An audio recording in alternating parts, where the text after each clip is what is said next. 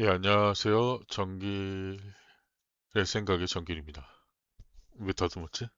어쨌든 반갑습니다.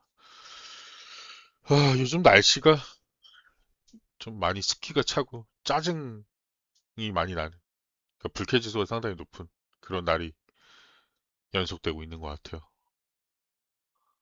그 무더위가 계속 이제 계속 진행될 테죠. 뭐 아이스 브레이킹으로 날씨 이야기 한번 해봤습니다. 오늘 해볼 얘기는 이 상식과 전문성이 등한시되는 이유. 그러니까 요즘에 그런 것들이 통하지 않는 세상이 돼버렸죠. 예를 들면 뭐 그런 거라고 할 수 있겠네요. 뭐 지구 평평설을 진심으로 믿고 있는 사람들. 그래서 유튜브에서 지구 평평설을 막 얘기하고 있는 사람들도 있고요. 그러니까 우리가 흔히 상식이라고 하면 많은 것을 아는 거, 뭐 이렇게 얘기할 수 있는데 상식의 또 다른 어떤 뜻은 판단이거든요. 건강한 판단, 올바른 판단. 이게 올바르다고 말하는 건 좀 그런 것 같긴 합니다. 어쨌든 그런 것들이 더 이상 이 세상에서는 통용되지 않고 있다라는 거죠. 또 뭐 예를 들면 그 예전에는 그런 사람이 없었어요. 그런 사람이 별로 없었던 것 같은데. 타인을 존중하고 배려한다는 어떤 측면이 작동하지가 않죠. 이것도 결국 뭐 소비자 정체성으로 이어지는 부분이기도 한데, 버스에서 내 좌석에 앉아가지고 의자를 꺾을 수 있는 최대의 각도로 꺾어놓고, 뒷사람들이 이제 피해를 호소하니까, 이거 내 자리인데? 내 돈 내고 내 자리, 내 마음대로 내 의자 하겠다는데 뭔 상관? 그러니까 이런 사람들이 점점 사회에 등장하기 시작했죠. 그리고 마녀 사냥하듯 그 사람을 비판하고 뭐 어떤 특정 사이트에 올라와가지고 뭐 신상 알아내서 뭐 그 사람 뭐 사회생활 못하게 만들어야 된다라는 어떤 그런 분노로 감정이 이렇게 심판하는 쪽으로 감정이 가고 있고 대중들이 또 거기서 도파민을 느끼고 이런 것들을 보고 있게 되는 세상이 됐죠. 근데 이건 단순히 한 개인의 일탈로만 볼 거냐? 저는 아니라고 생각하거든요. 그러니까 도저히 우리 상식선에서는 이런 행동이 나올 수가 없고 이런 사람들이 있어서는 안 될 것 같은데. 원래 인간은 너무나도 입체적이기 때문에. 그런 사람들이 점점 나오고 있다라는 측면에서 우리가 이걸 단순히 그냥 저 사람이 잘못돼서라고 그래. 라고만 말해야 될까요? 그래서 저는 결국 인간의 어떤 사회성이라는 것도 결국 그 사회가 만들어내는 측면이 있다고 보거든요. 뭐 교육을 통해서도 그렇고 우리가 사람과 사람을 대했을 때도 그렇고 관계 속에서도 배우는 것들이 있고요. 인간의 사회적 동물이니까요. 근데 그런 것들을 통해서 우리가 기존에 믿고 있었던 어떤 상식이 통용되지 않는 어떤 인간들의 행동들을 보게 된단 말이에요.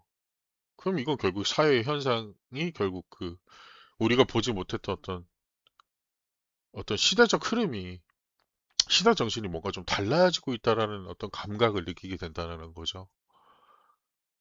그래서 왜 저런 사람이 저런 행동을 하는 걸까? 왜 저런 사람이 나오는 걸까?라는 의문에서부터 우리가 뭔가 이걸 문제라고 느끼고 왜 이렇게 변하는지에 대한 이해는 해야 된다고 보거든요. 그 이해조차 안 하게 되면 결국 그게 염세주의고 제가 볼 때는 냉소이지 않을까 싶어요. 우리가 사는 사회란 말이에요. 이걸 계속 모른 채 방관해서는 안 된다고 보거든요. 제가 유튜브를 하는 취지도 사실 그렇고요. 어, 주요 원인이 과연 뭘까요? 이 상식이 통하지 않고 전문성도 뭐 요즘에는 이렇게 안 믿어요. 그래서 그러니까 저신뢰 사회가 됐죠. 대한민국 사회는. 이게 왜 이렇게 됐을까? 저는 첫 번째로 인간의 어떤 편향이 있단 말이에요. 그러니까 저도 편향적이에요. 사람은 다 자신의 편견이 있죠. 그 편향된 어, 시선으로 세상을 보죠. 그러니까 저의 관념으로만 세상을 보기 때문이에요. 그러니까 인간이 뭐 자아를 뭐 이렇게 나눌 수 없잖아요. 우리가 무슨 그 해리성, 뭐 정신질환을 앓고 있는 게 아닌 이상 나의 이야기를 만드는 데 있어서 나라는 기준점이 있잖아요. 곧 나로 시작되는 관념으로서 세상을 이해한단 말이에요. 그러면 당연히 편향될 수밖에 없죠. 근데 그 편향성을 어느 정도는 아닐 수도 있지 않나라는 의심 자체를 한다라는 게 결국 전 지성이라고 생각해요. 거기에 질문을 던지고 다른 방향성에도 좀 생각을 해보고 전 이게 단순히 어 지성으로만 말할 수 있는 게 아니라 그게 또 이타적인 어떤 사랑이라고 보거든요. 그 관점만이 결국에 우리 인류가 더 좋은 방향으로 나갈 수 있게 만드는 어떤 동력이라고 보는데 그걸 단순히 지성으로만 말하는 게 아니라 저는 사랑이라고 생각해요. 뭘 배우지 않아도 그러려는 태도 자체가 이미 저는 되게 훌륭하다라고 보거든요. 근데 요즘 세상은 나의 편향을 되게 확증시키는 쪽으로 흘러갑니다. 그러니까 내가 믿고 싶은 정보만 골라보는 환경이 갖춰졌다는 얘기죠. 어, 우리가 정치 얘기할 때 되게 피곤함을 느끼잖아요. 왜 피곤함을 느낄까요? 그러니까 정치 얘기를 하는 어떤 좌든 우든 자신이 믿고 있는 것이 맞다. 타인의 의견 같은 거는 사실상 맞지 않다. 라는 어떤 대립각을 끊임없이 이 사회에서 보여주기 때문이라고 생각하거든요. 그러니까 이게 피곤한 거죠. 그러니까 이게 대화라는 건 사실 경청하는 태도가 상당히 중요한데. 그래서 내 생각은 이런데 너의 생각은 이렇구나. 아, 그 생각에서도 우리가 뭔가 생각할 거리가 있다. 네 말을 들어보니까 내가 생각하는 게 어느 정도는 뭐 아닐 수 있겠네. 어떤 것이 더 좋은 것일까라는 어떤 이런 방식으로 대화가 흘러가지 않는다라는 거죠. 그러니까 토론이라는 원래 형태가 뭐 싸우는 거지만 싸우는 형태의 어떤 그 골자를 가지고 있지만 적어도 더 나은 방향을 위해 우리가 질문과 질문을 서로 통해서 이 벽을 더 이상 어떻게 할 수 없는 타협할 수 없는 지점에 딱 머물러서 새로운 질문을 낳는 게 이제 토론이 결국 그 결론에서 나아갈 방향이라고 저는 생각을 하는데 이런 식의 토론이 아니라 그러니까 네 말 맞네 내 말 맞네 하니까 이게 정치적 피로감을 우리가 느낀단 말이에요. 그리고 그런 말을 하는 사람들은 되게 진심이죠. 근데 진심인데 나의 관념에 의해서 되게 진심인 거예요. 그러니까 타인의 진심에 대해서는 관심이 그닥 없다라는 태도가 대부분인 거죠. 그러니까 이런 것들을 보고 있고 내가 만약에 그 진정성의 어떤 주체로서 뭔가를 남한테 얘기했을 때 타인의 어떤 의견이나 이런 것들을 얼마나 잘 경청하는가에 대한 질문은 스스로 한번 던져봤으면 좋겠습니다. 그러니까 정치 얘기는 이래서 피곤한 거거든요. 그러니까 내가 믿고 싶은 어떤 정보나 어떤 믿고 싶은 어떤 편향성들을 강화하는 측면에 있어서 우리가 이제 노출되는 어떤 정보들이 있을 거예요. 지금 정보들은 이제 다 노출이 됐죠. 전문성 있는 정보들도 우리가 검색을 통해서 다 이제 볼 수 있게 됐단 말이에요. 근데 깊이는 사실 모르겠어요.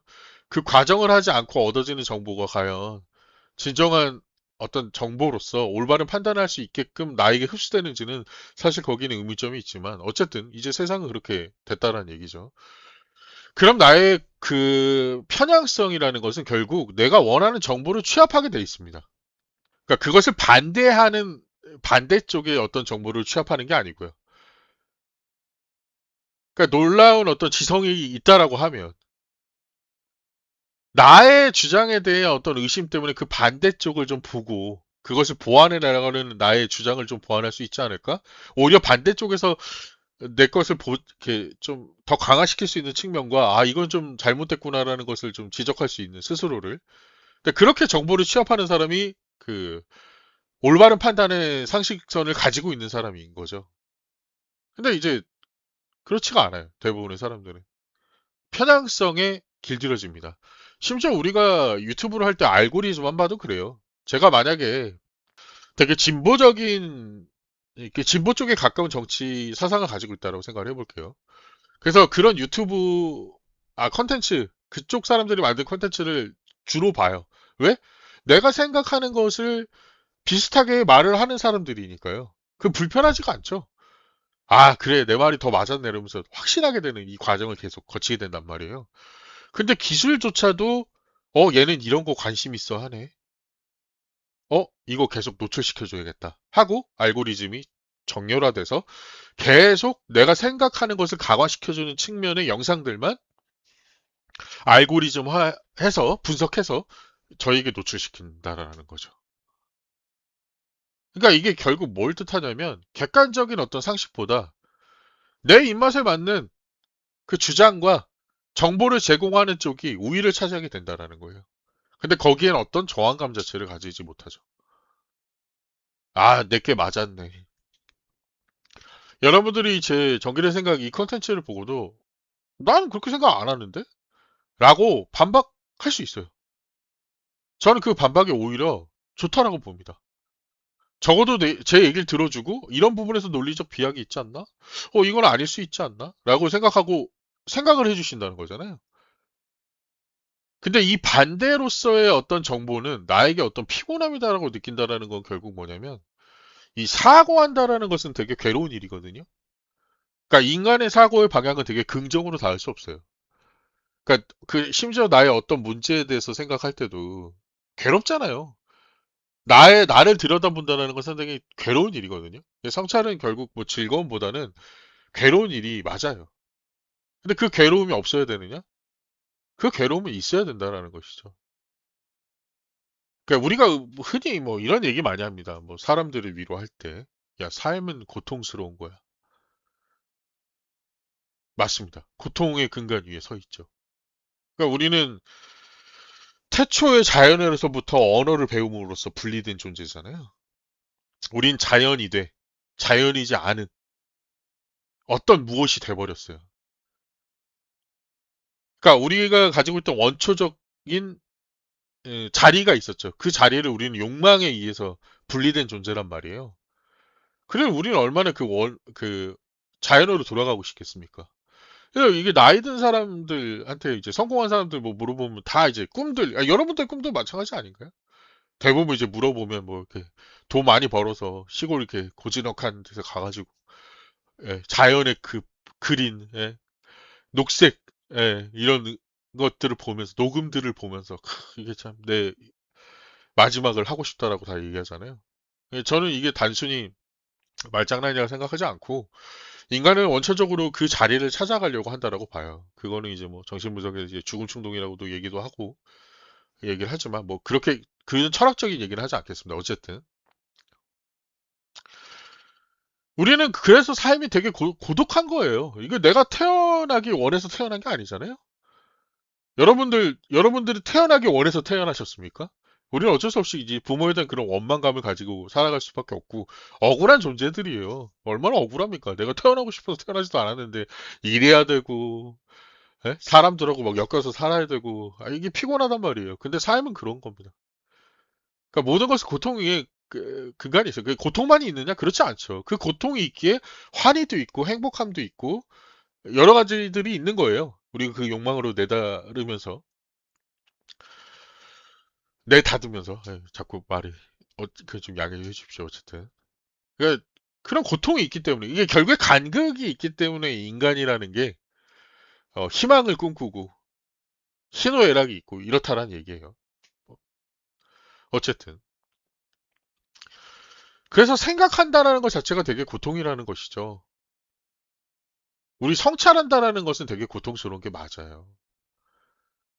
그러니까 우리가 어떤 이 편향성이라는 거, 나의 관념에서 세상을 이렇게 바라볼 때 아닐 수 있다. 그러니까 이 세상은 뭔가 명확하게 뚜렷하게 있는 게 없어요. 뭐 여러분 실증된 과학 마저도 얘기하잖아요. 그 흡사 그 뭐죠? 왜 이렇게 또 기억이 안 나냐? 이게 인터넷 많이 하면 또 이렇게 뇌가 이렇게 녹는다니까요. 어쨌든 그 어떤 이론이더라? 양자역학 그래요. 양자역학에서 그러잖아요. 랜덤이라고 얘기하잖아요. 신 주사위 노름 막 이렇게 얘기하면서 그렇잖아요. 그러니까 뭔가를 그러니까 양자역학이 되게 뭔가 명확하지 않은 것 같아도 그래도 명확하게 유추되는 과학이라고 하더라고요. 근데 이제 말하는 건 랜덤성이 있잖아요. 우리가 관측하면 이게 변한다라고 얘기하잖아요. 근데 관측하기 이전에는 우리가 그 규칙을 알 수 없다라고 하잖아요. 뭐 아무튼 뭐 그렇습니다. 뭐 이거는 뭐 제가 과학 유튜버가 아니기 때문에 여러분들이 궁금하시면 따로 전문가들에게 한번 그거 한번 보셨으면 좋겠습니다. 어쨌든 그러니까 우리가 뭔가 나의 관념으로 본 세상에 대해서 명확하게 다 안다라고 말한다는 것만큼 어리석은 게 없어요. 그러니까 결국에 이 관념은 부서져야 되는 것이죠. 그러니까 그렇다고 아예 없애라는 게 아니에요. 왜냐하면 그 관념이 있기에 그런 이해 충돌이 있는 거니까. 그 안에서 더 나은 답이 뭘까? 아니면 어떤 것이 옳은 걸까? 어떤 것이 좀 우리가 선택을 해야 되는 걸까라는 이 판단 자체를 그 괴로움의 과정 속에서 우리는 얻어야 된다라는 얘기죠. 그러니까 모든 일이 그러라는 건 아닌데 적어도 내가 관심 있는 분야에서 그 정도의 밀도를 가지고 생각의 밀도를 가지고 그 일을 대했을 때 그 사람을 우리를 전문가라고 부르죠. 그러니까 어떤 전문성을 갖춰야 그 지성은 철학을 향하는 거예요. 근데 우리는 사실 매번 그렇게 세상 일을 보려고 하지 않죠. 왜? 그걸 생각해야 되잖아요. 귀찮잖아요.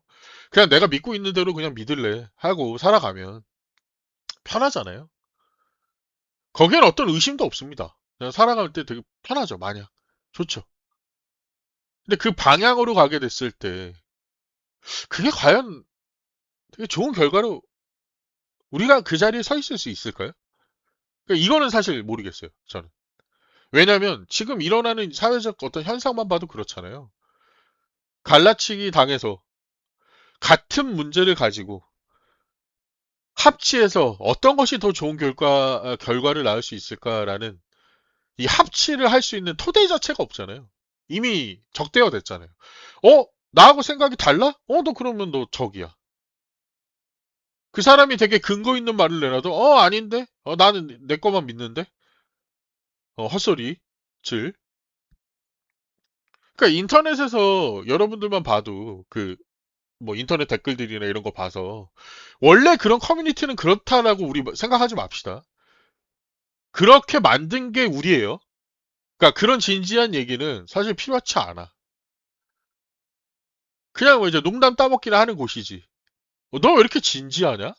이런 말로 이제 다 그 진지성을 물리친단 말이에요. 그러니까 이 시대에서 나오지 말아야 될 단어라고 저는 생각을 하는데 이미 나왔죠. 진지충, 세 줄 요약 좀. 이런 것들이 지금 만연합니다. 그러니까 뭐 이런 이야기를 전개를 시키려고 하잖아요. 그러면 왜 이렇게 진지하냐? 고리타분하냐? 꼰대냐? 야, 세 줄 요약해라. 네가 하고 싶은 말 뭔데? 그러니까 이제 이런 시대를 우리가 살고 있는 겁니다. 그러니까 더 이상 사과하고 성찰한다라는 건 이 시대에서 미덕이 아니에요. 그러니까 속도가 되게 중요하고요. 그들이 원하는 그 편향된 방향으로 가는 대중성들이 결국 그 대중화가 됐다라는 거죠. 그쪽으로 가야 되는 거예요. 그러니까 이게 어떤 깊은 연구나 어떤 제가 아까 전에 말씀드린 그 전문성을 가지기 위한 그 깊이는 결국 그 사고에서 나오는 거잖아요. 성찰. 그리고 그 일을 되게 진지하게 임하는 태도에서 전문성이 나오는 건데 그런 전문성보다는 빠른 자극과 공감이 되게 주목받는 시대가 됐다라는 거예요. 이 공감이 되게 주목받는 시대로 변했다라는 것의 증거는 뭐냐면 더 이상 자본은 그냥 돈으로만 이루어지는 게 아닙니다. 여러분의 관심이죠. 관심이 곧 돈이 되는 지대가 이제 이미 생겨서 지금 그렇게 통용되고 있어요. 그게 무슨 말이야? 이렇게 물어보시면 이런 예를 들을 수 있을 것 같아요. 여러분 신문 기자, 뭐 우리가 기레기라고 말하잖아요. 뭐 제목 낚시하고 그 클릭수를 유도하잖아요. 그 왜 그러는 걸까요? 그냥 관심에서만 끝이 나기 때문이라고 생각하지 않으시잖아요. 그게 돈이기 때문입니다. 그 부천역에서 되게 자학적인 짓을 하면서 자신을 노출시키고 사람들의 관심을 끌려는 뭐 스트리머 유튜버들 있잖아요. 그 행동 왜 할까요? 돈이 되기 때문입니다. 인스타그램에서 10만, 20만 뭐 이런 거 팔로우 수를 막 하려고 자신의 성을 팔거나 성 이미지를 팔거나 그 되게 폭력적이나 이런 컨텐츠를 팔거나 이런 거 왜 하죠? 돈이 되기 때문입니다. 관심이 곧 돈이 되는 세상이 됐어요.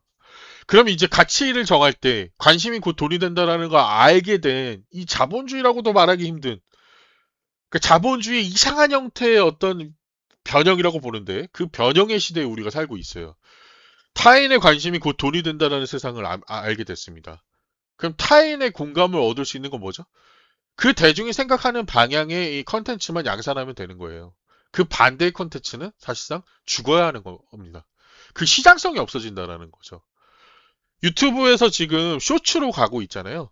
그 1분의 영상, 그 1분도 길어서 30초의 영상, 광고처럼 가고 있죠. 이제 이런 것들이 되게 많이 화제가 되고 있어요. 그런 쪽으로 다 이목이 집중되죠. 근데 우리가 사회에서 일어나는 현상을 단순히 1분 안에 요약할 수 있나요? 제가 지금 이 녹음을 하는데도 지금 20분이 흘렀거든요. 아직 결말에 도달하지도 못했음에도 불구하고. 제가 요약 능력이 없어서 그런 걸까요? 깊이 있게 다루기 때문이 아닐까요? 그 깊이가 퀄리티를 뭐 담보하진 않지만요. 제 영상이 뭐 퀄리티가 좋은 건 아니니까요. 그래서 적어도 이 장문으로 말해야 될 것들이 있어요. 그렇게 이해해야 될 것들이 이 세상에 아직도 있습니다. 여전히 그게 가치가 있어야 된다고 저는 생각을 해요. 근데 이제 그렇지가 않죠. 시대는 이미 그 공감을 주목받는 쪽으로 가고 있다라는 거죠. 그게 돈이 되니까. 그리고 복잡하고 어떤 전문적인 지식들은 지루하고 느린 게 맞아요. 그것은 심플화될 수 없습니다. 이렇게 되게 축약될 수 없어요. 근데 이런 속도는 사람들이 원하지가 않죠. 왜? 생각하는 건 괴롭거든요. 계속 누차 말씀드리지만. 그러니까 이 기술의 발전이 점점 인간의 간극을 좁히고 있어요. 제가 아까 전에 말했잖아요. 인간. 예, 사이간자를 쓰거든요. 그러니까 이 간극이 있어야 인간은 운동을 해요. 그 운동성이 저는 인간이라고 보거든요. 그게 이제 고전적인 어떤 인간상이 아니야? 너만의 인간상 아니야? 이렇게 말씀하셔도 뭐 저는 뭐 할 말이 없긴 합니다. 왜냐하면 전 인간은 그런 게 인간이라고 배우고 자랐어요. 그 괴로움 속에서도 행복하기 위해, 예? 자아 실현을 위해 실존적인 삶을 사는, 나는 왜 태어났는가라는, 나는 무엇을 위해 살아가는가에 대한 실존적인 질문을 던지는, 그리고 운동을 하는, 그게 전 고전적인 어떤 인간의 힘이라고 뭐 여러분들이 말하시면 어쩔 수 없지만 저는 그게 인간이라고 생각을 해요. 근데 이게 기술의 발전으로 인해서 이런 편향성을 계속 가게 만드는, 자신의 편향이 맞게끔 가게 만드는 그런 쪽으로 기술이 계속 발전해 오면서 결국에 이 간극을 계속 좁히면서 우리는 더 이상 괴롭지 않은 방향으로 이 기술이 나아가고 있는 것 같아요. 야, 근데 괴롭다라고 하니까 없애는 게 맞는 거 아니야? 뭐 이렇게 또 반문하실 수 있겠다 싶어요. 그럼 뭐 전 이런 질문을 던지고 싶은 것 같아요. 이 세상이 행복, 그러니까 뭐 되게 그 선함, 뭐 이런 것만, 이게 좋은 것만 가득 찼다고 생각해 보세요. 그럼 우리는 행복할까요? 이거는 뭐 각자 우리 생각을 한번 해봅시다. 저는 그렇지 않을 것 같거든요. 그러니까 연꽃 같은 경우가 되게 뭐 진흙탕 속에서 피어내기 때문에 이게 불교의 어떤 상징으로서 많이 쓰잖아요. 그 연꽃의 상징성이라는 것은 결국 살아나기 되게 척박한 곳에서 그 아름다움을 피워내니까 우리가 그걸 아름답다라고 하고 그 종교적 의미로서 이제 쓰이기도 하잖아요. 상징으로서. 그러니까 이 질문은 결국에 그런 것 같습니다. 이제 그 고통 없이 인간이라고 말할 수 있겠는가? 고통 없이 우리가 행복을 말할 수 있겠는가? 인 것 같아요. 근데 그 간극이 없이 뭐 도파민만 뿜뿜하고 내 생각에 네 말이 다 맞아라는 그 세상 속에 우리가 살게 됐을 때 그리고 그 공감이 전체적으로 다 이어졌을 때 뭐 그런 게 사실 불가능하기도 하지만 그렇게 된다라고 했을 때 우리는 무엇을 꿈꿀 수 있을까? 뭔가 꿈꿀 수는 있을까요? 그냥 그 상태에서 근데 그게 이제 좋은 건가라고 저는 이제 약간 고개를 갸웃하면서 저항하는 사람인 거고 뭐 저의 이 말을 듣고 그게 맞지 않아요? 그게 인간이 궁극적으로 원하는 거 아니에요? 이렇게 또 말할 수도 있다라고 봐요. 이거 모르겠습니다. 그게 옳다라고 말한다는 것이 이건 뭐 나중에 한번 뭐 이렇게 제가 유명해지게 되면 뭐 사람들 모아놓고 한번 토론을 한번 해보면 좋을 것 같긴 한데요. 어쨌든. 그러니까 결국에 전문성은 이제 사람들이 선택을 받지 못하죠. 느리고 지루하고 생각해야 되는 거니까.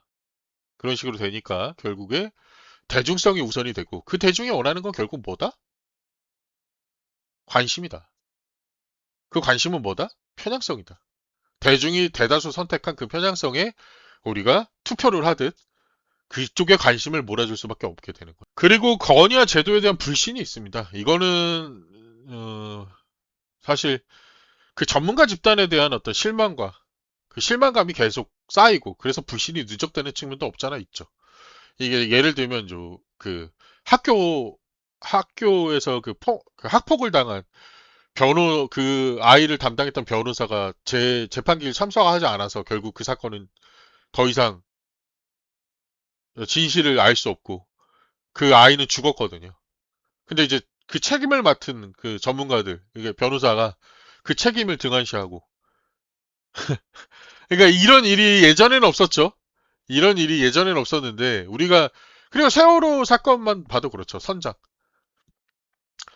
타국에서 선장들이 하는 건 그 승객들을 먼저 안전한 곳에 다 대피시키고 나서 마지막에 자기가 대피해요. 그게 이제 선장에 의해서 책임입니다. 선장의 책임.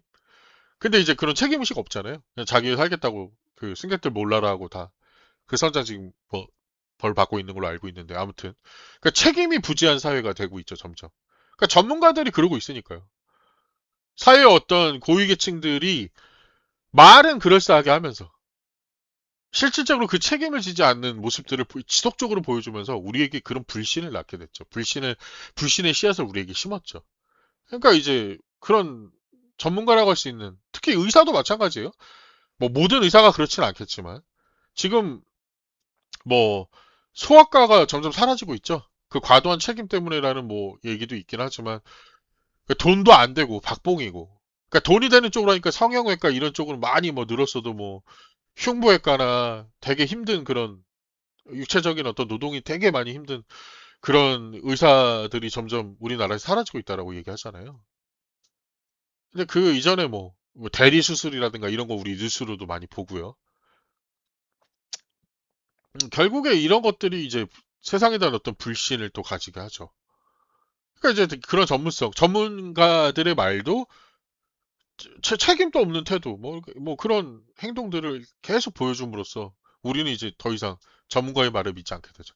요즘 의사들이 처방전 내릴 때 뭐 처방 내리면 자기가 이제 검색해 와가지고 그 약은 좀 그렇지 않아요? 이 약으로 대체될 수 있지 않나요? 막 이렇게 전문가가 됐대요, 다들. 그러니까 이게 결국에 정보가 전문가들의 어떤 정보, 그러니까 우리가 이렇게 깊숙이 알지 못하면 모르는 정보들도 다 노출이 되고 이미 그것들을 우리가 검색해서 나의 정보로 취합할 수 있는 시대가 됐다라는 거죠. 그 시대성도 사실 일조한다라는 거죠. 그래서 전문가의 권위에 이제 도전을 하는 사람들이 많아졌다라고 합니다.